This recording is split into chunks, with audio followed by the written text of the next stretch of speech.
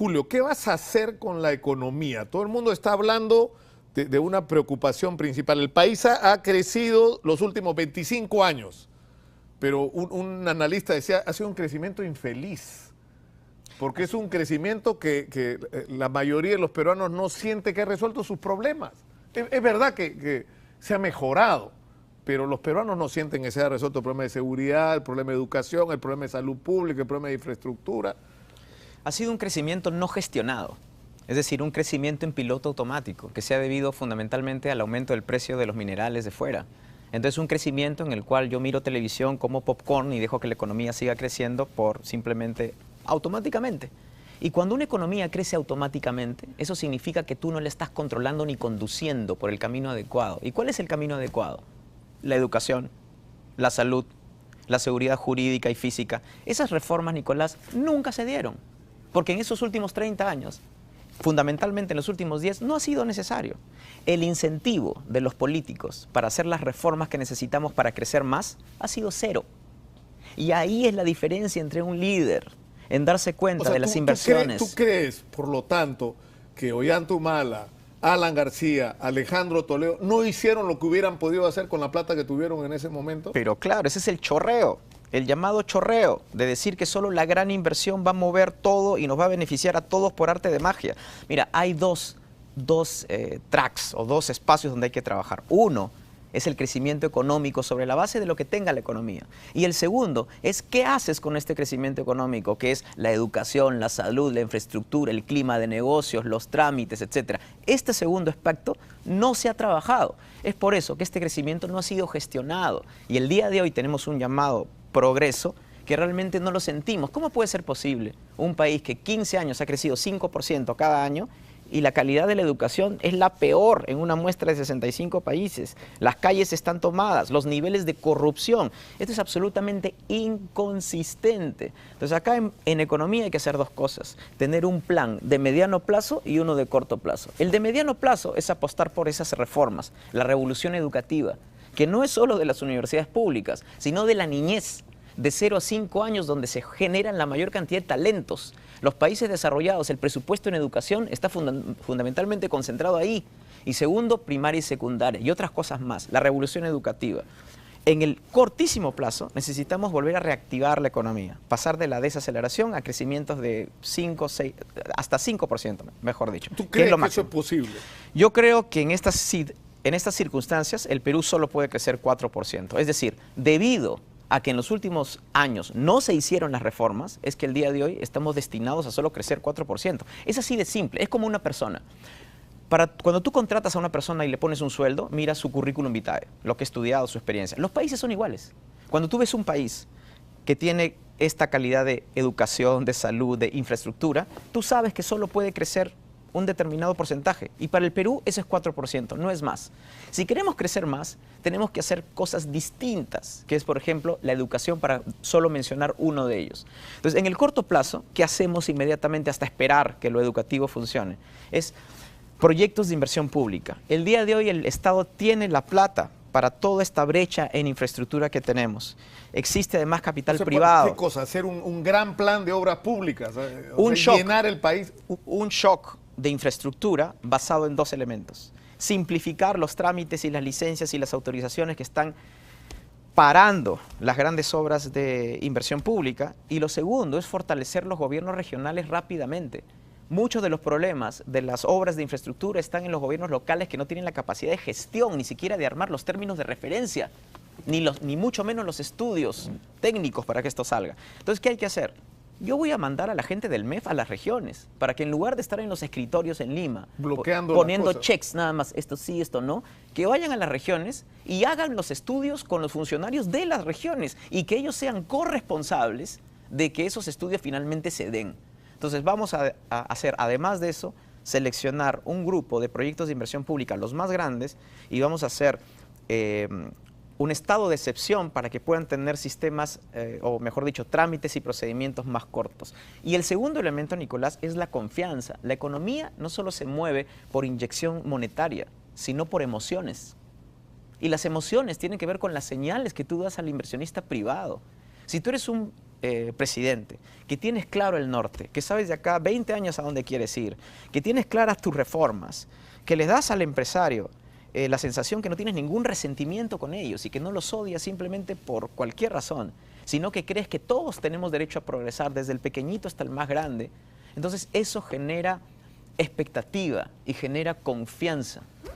Alfredo Barnechea, que es un competidor tuyo, ha introducido un tema interesante en esta discusión con respecto a cuál ha sido el papel del Estado, con respecto a, por ejemplo, lo que han sido los conflictos sociales y cómo la población percibe a los funcionarios del Estado. Hay un conflicto en Cajamarca o en Islay alrededor de una disputa sobre si debería hacerse o no un proyecto minero, y la percepción de la población es que el Estado defiende incondicionalmente al inversionista sin importarle lo que piensa de la gente. ¿Cómo se va a manejar ese tipo de situaciones en un gobierno tuyo en el caso de que tú ganes las elecciones? El día de hoy el gobierno no tiene una política preventiva de gestión de los conflictos. El día de hoy el Estado es un bombero que le avisan días o semanas antes y va a resolver el problema. Lo que necesitamos es política preventiva. ¿Y eso qué significa? Crear institucionalidad, un arreglo institucional que te gestione los conflictos años antes de que aparezcan. Tú me dices, ¿y cómo es eso? Sí se puede hacer. Nosotros sabemos todos los proyectos de exploración minera que existen en el Perú, que se van a dar de acá a 2, 3, 4 años si es que resultan rentables. Entonces comencemos a trabajar desde ahora. Identifiquemos quiénes son los actores, dónde están los intereses, qué les podría frustrar. El día de hoy existe una norma que crea la Oficina Nacional de Diálogo y Sostenibilidad, que solo está en la norma pero no se ha implementado. Esta oficina debería de tener operadores políticos, investigación e inteligencia, mesas de desarrollo, con los cuales tú te adelantas a los hechos. Esa es la forma de gestionar conflictos sociales. Pero ¿cómo le vas a garantizar a la gente que las cosas cambien realmente? Porque una de las razones de los conflictos es la percepción de la gente que viene, por ejemplo, una compañía minera, ¿no es cierto?, extraordinaria riqueza, pero la gente que vive ahí, o sea, son los peores índices de desnutrición infantil, pobreza, bajísimo nivel de la educación, pésima infraestructura. Es decir, la gente no tiene nada. ¿Cuál es el beneficio que yo tengo? Es lo que te dice la gente. Mira, y eso te crea un clima que lamentablemente se ha extendido y se ha convertido ya en un problema nacional. Mi entendimiento de las cosas, yo he estado en la PCM y hemos recibido a muchísima gente que tenía muchas frustraciones con esto. Yo te digo, siempre van a haber empresas buenas y malas, aquellas responsables y las que no lo son tanto. Siempre van a haber grupos violentistas y también grupos que reclaman por derechos que son reales. ¿Quién hace la diferencia entonces? El Estado. El problema de los conflictos es que es la ausencia absoluta del Estado. El Estado no está. Entonces lo que ocurre en ausencia del Estado es cualquier cosa. A veces, de suerte y de casualidad, se llegan a acuerdos en ausencia del Estado y a veces en conflictos también en ausencia del Estado. Ahora tenemos que tener presencia. Este arreglo institucional del que yo hablo es eso, es tener presencia, es adelantarte a los hechos. Y también quiero mencionar algo. De todos los proyectos mineros medianos y grandes, solo el 6% tienen conflictos sociales. Es decir, ahí está la esperanza. La minería ha estado en el Perú, está en el Perú y puede estar en el Perú si es que simplemente manejamos los conflictos de una forma más responsable.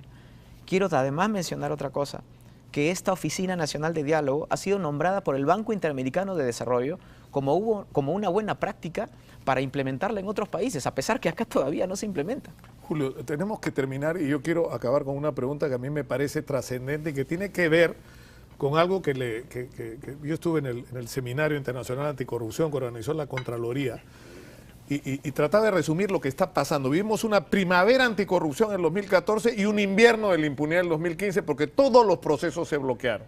Y una de las razones por las que los procesos anticorrupción se bloquearon es porque no solo hay que castigar funcionarios corruptos, hay que castigar empresarios que participaron en la cadena de corrupción y que aceitan el sistema de corrupción y que son parte del sistema de corrupción. ¿Tú te vas a enfrentar a los empresarios que pagan comisiones ilegales en el Perú y que han hecho esto un sistema o no? Por supuesto que sí. Y cuando nosotros hablamos de corrupción, hablamos de todo, porque a veces el peruano cree que corrupción solo es en el sector público, es en el sector privado también.